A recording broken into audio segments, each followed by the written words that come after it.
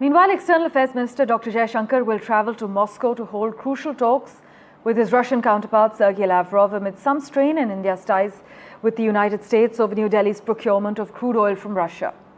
Dr. Jaishankar's trip to Russia comes days after Ajit Doval traveled to Russia and met Vladimir Putin and several top-ranking officials there. But the two sides are also likely to give final touches to various elements of Putin's visit to India later this year. This is what people familiar with the External Affairs Minister's trip to Moscow have informed NDTV. Let's just quickly go across to Mohammed Ghazali, who's been tracking all the finer developments for us. Ghazali, take us through what we know about Dr. Jaishankar's Moscow agenda.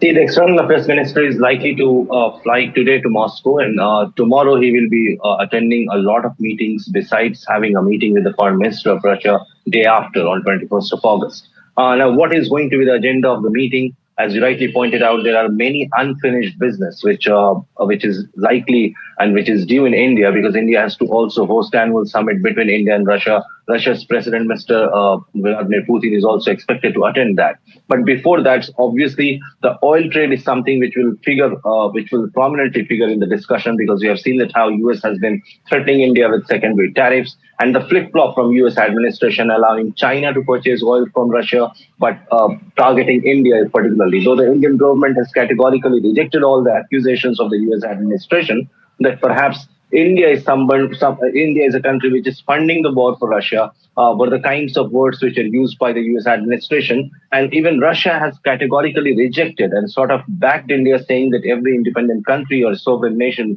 is free to choose their partners in trade. So these issues will certainly come up for discussion. We are also being told that though there has been no talks around the RIC, the Russia, India, China summit, but since both the parties or all the three countries are getting closer after there have been talks between India and Russia. Yesterday only, the Russian President Mr. Putin spoke to Prime Minister Modi. He also shared the details of the Alaska summit. Then our External Affairs Minister going to Russia today. And then we already have the Chinese trip in Delhi. So a lot of talks are going around that perhaps the Trump's tariff has brought these SCO member nations together, and we may see further development in that regard.